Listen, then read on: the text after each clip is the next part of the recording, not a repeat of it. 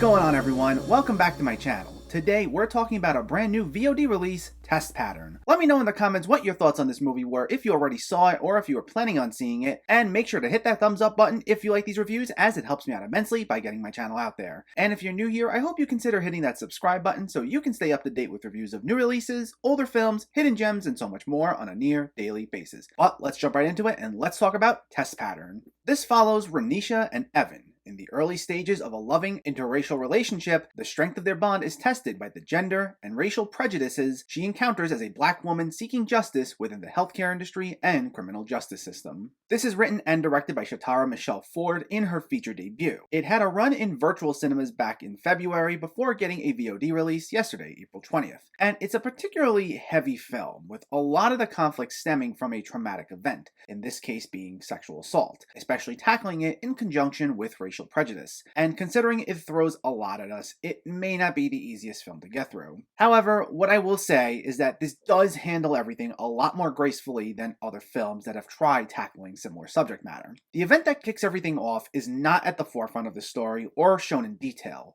Ford doesn't dedicate an extended sequence to it and instead opts to show the events leading up to it and then the events immediately after. She operates heavily on the less is more notion, which I think makes this a lot more impactful.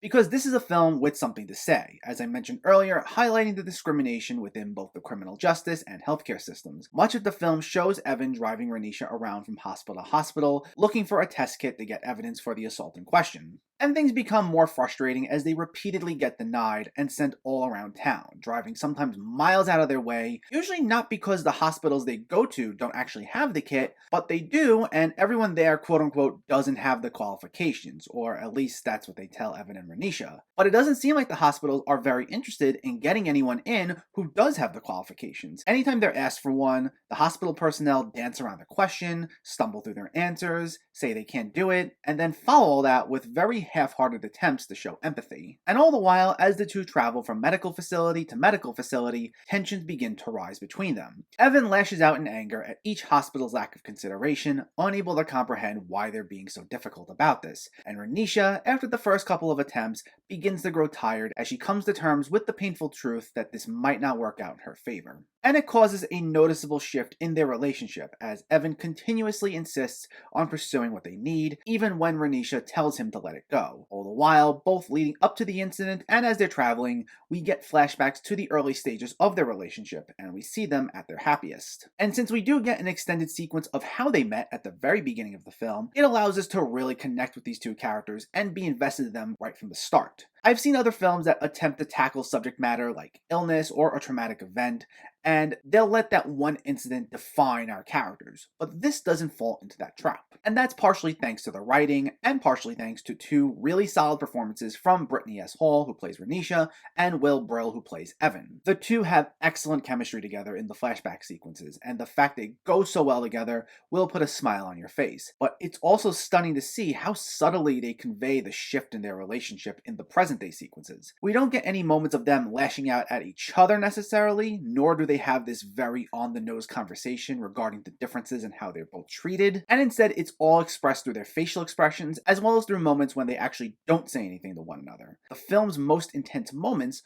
are actually when the two are sitting in the car, both clearly in anger, but expressing it in different ways, with Evan being a bit more expressive, but almost as if he's talking to himself, while Renesha tunes him out and says absolutely nothing. The film acts at times as this unnerving thriller, filled with a very gripping soundtrack that doesn't feel too in your face or overpowering everything else in the scene, but it's strong enough that it puts you on the edge of your seat the entire time. As the film went on, I found myself unable to look away. As I said, it's the sort of film that's not on the nose with its social commentary, and it operates sometimes on a minimalistic scale. And I always appreciate a film that tries having a message, though one thing I find that some films with attempted social commentary try to do is have these very direct, sometimes heavy-handed messages that sacrifices a good story or compelling characters. And we don't get that at all here, where, similar to the tension built up between Renesha and Evan, a lot of this film's messaging comes from what's not explicitly said, and I thought thought it was brilliant in the way Ford was able to convey that. Now, I read some reviews after watching this where people were saying this was slow or boring or it had nothing to say, and I honestly disagree with that. It's definitely a film with a lot more of a cynical outlook,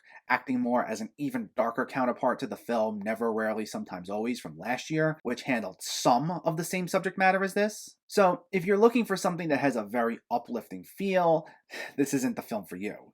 And it doesn't exactly have the most emotionally satisfying end, but at the same time, that's also the point it's trying to make. It's meant to spark a bigger conversation about how the system doesn't treat everyone fairly, and how not every story gets a happy ending in real life. It's a painful, yet at the same time powerful message, and one that also doesn't forego an intriguing story or interesting characters. Because all the while, we do feel for these two, and we do care about what happens to them, especially thanks to how nicely done the flashback sequences are, shown as a stark contrast to the present day sequences, and we'll find ourselves rooting for them the entire time, even when they do seem defeated. And I think the fact that that was maintained throughout this makes for some top-notch storytelling.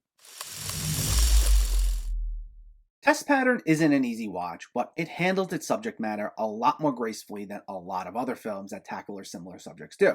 It forgoes putting any graphic scenes of trauma at the forefront and instead opts to use the aftermath to give us both a character-driven drama as well as provide a message about discrimination that's seen in both the healthcare and criminal justice systems. It's driven heavily by Shatara Michelle Ford's excellent writing and direction, using a less is more approach brought out seamlessly by Brittany S. Hall and Will Brill's performances. There's definitely a cynical nature to the film that might not be for everyone, but it's also not without reason, and the fact that it balances its message with its fleshed out characters so well is why I found this to be a very engaging experience. Test Pattern gets an 8 out of 10.